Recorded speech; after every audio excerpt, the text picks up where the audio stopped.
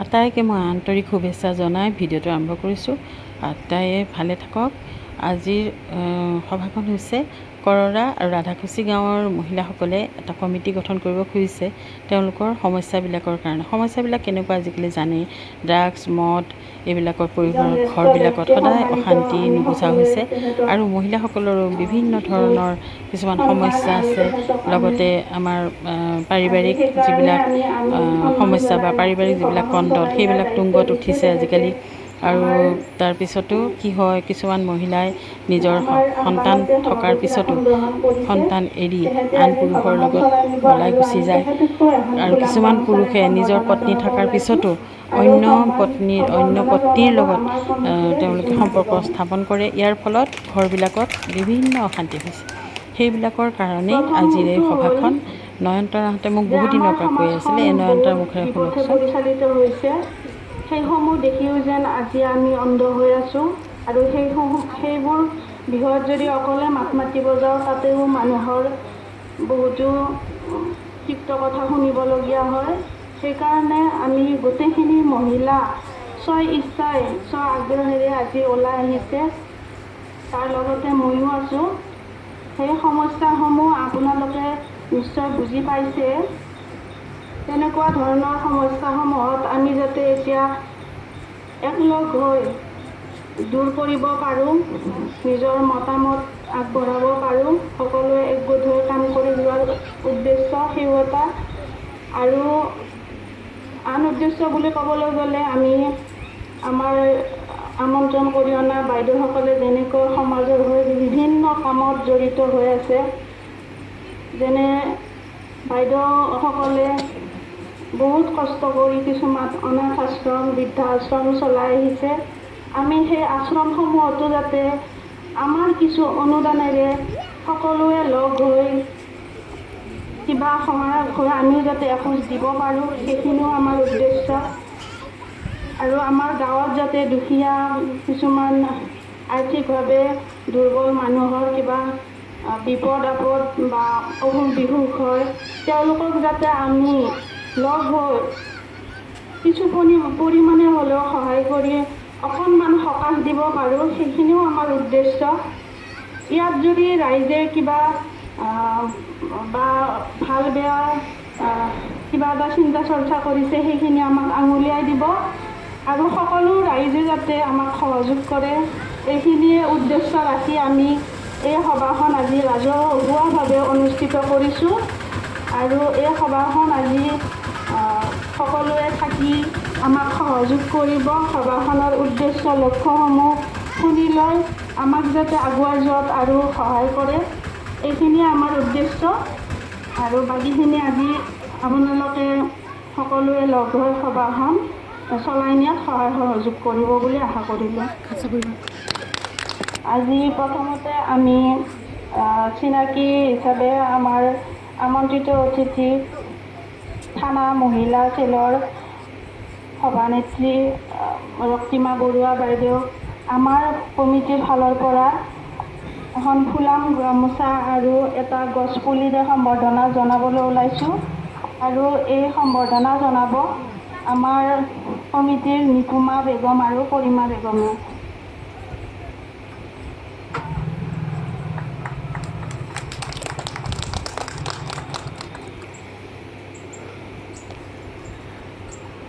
আৰু ইয়াৰ পিছত আমি থানা মহিলা চেলৰে সদস্যা দীপ্তি দাস বাইদেউকো আমি এখন ফুলাম গামোচা আৰু এটা গছপুলিৰে সম্বৰ্ধনা জনাব ওলাইছোঁ। আৰু সম্বৰ্ধনা জনাব জুনুমা বেগম আৰু জুলিমা বেগমে।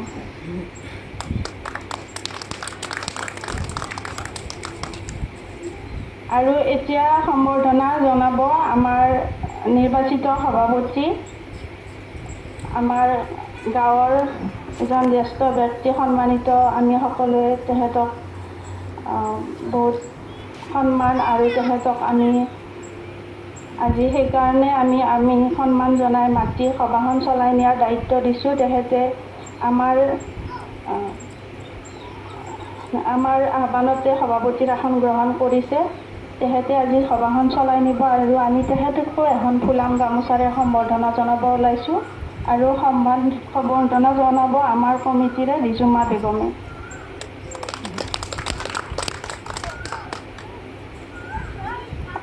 এতিয়া সভাখন চলাই নিবৰ বাবে মই সভাপতি মহোদয়ক মাইক্ৰফোনটো আগবঢ়াই দিছোঁ। আমাৰ চিনাকি পৰ্ব আৰু সম্বৰ্ধনা অনুষ্ঠান ইমানতে শেষ হৈছে। এতিয়া 4 নম্বৰ কাৰ্যসূচীত আছে আমন্ত্ৰিত অতিথিৰ ভাষণ। মোৰ নাম শ্ৰী দীপ্তি দাস, মোৰ ঘৰ নগাঁও বাৰটা চাৰিআলি। গতিকে মই আমাৰ সকলোৱে জানে বাৰটা চাৰিআলি থানাখনৰ আমাৰ যিখন কমিটি আছে ওমেনচিয়েল, সেইখনৰ মই মেম্বাৰ হিচাপে আছোঁ। গতিকে আজি মোক বাইদেৱে যেতিয়া ক'লে যে এইখন মিটিঙত আহিব লাগিব, মানে ঘপককৈও সেনেকৈ আহিম বুলি ভবা নাছিলোঁ, তথাপিও কোৱাৰ লগে লগে ময়ো আহিম বুলিয়ে ভাবিলোঁ। কিন্তু বৰষুণটো দিয়াৰ কাৰণে মই মানে পটককৈ ভবা নাছিলোঁ যে কি কমিটি হ'ব। পিছত মই বাইদেউক সুধিলোঁ, বাইদেউ কৈছে আমাৰ নিচিনা এনেকুৱা এখন মানে এনেকৈ কমিটি হ'ব। কৰলা গাঁওখন খুব চিনাকি মোৰ, গতিকে হয়তো কিছুমানে মোক চিনিও পায় বাৰু, যিয়েই নহওক। কিন্তু আহি সঁচাকৈ ভাল লাগিছে, কাৰণ এখন সমাজ ব্যৱস্থাত আমাৰ সকলোৰে অৰিহণা থকাৰ লগত আমাৰ মহিলাসকলৰ যথেষ্ট অৰিহণা থকা বুলি মই ভাবোঁ। গতিকে বিভিন্ন ক্ষেত্ৰত আজি পুৰুষৰ লগত সমানে আমাৰ মহিলাসকলে আগবাঢ়ি গৈছে। গতিকে এনে এটা পদক্ষেপ মই মানে আমাৰ মেম্বাৰ নয়নতৰাৰ লগতে যিসকল মহিলাসকলে এনেকুৱা এটা আপ্ৰাণ চেষ্টা কৰিছে এই কমিটিখন গঠন কৰাৰ কাৰণে, লগতে তেওঁলোকৰ লগতে সদৌ অৰৰা আমাৰ ৰাধাকুচি গাঁৱৰ বাসিন্দাসকলক মই আন্তৰিক ধন্যবাদ তথা আন্তৰিক শুভেচ্ছা জ্ঞাপন কৰিছোঁ। আশা ৰাখিছোঁ এই কমিটিখনে যিখিনি আমাৰ ব্যাধি বুলিয়ে কওঁ, গতিকে সেই ব্যাধিবিলাক আঁতৰাই এখন সুস্থ সমাজ হিচাপে, এখন সুস্থ গাঁও হিচাপে যেন গঢ় হৈ উঠে। গতিকে মই ইয়াত বিশেষ অঞ্চলৰ বিশিষ্ট অতিথিসকল আৰু ইয়াত সমবেত হোৱা ৰাধাকুচি আৰু কৰৰা অঞ্চলৰ মহিলাসকল, আজিৰ এই সভাখন গুৰুত্বপূৰ্ণ। বহুদিনৰ পৰা মোক নয়নতৰা আৰু তেওঁৰ লগৰ কেইগৰাকী মানে কৈয়ে আছিলে যে আমি এনেকুৱা এটা মহিলা এটা মিটিঙত আহিব লাগিব, মানে ঘপককৈও সেনেকৈ নয়নতৰা সভানেত্ৰী আৰু নিপুমা বেগমক সম্পাদিকা হিচাপে লৈ পোহৰ নাম দিলোঁ কমিটিখনৰ। তেনেকৈ এখন 21জনীয়া কমিটি হৈ গ'ল আৰু যিসকল মহিলা থাকে সকলোকে এই কমিটিটোত ভৰাই ল'বৰ কাৰণে আমি জনালোঁ তেওঁলোকক। আৰু সভাপতি আৰু ইয়াত বিশিষ্ট অতিথিসকলে দুআষাৰ ক'লে আৰু সুন্দৰভাৱে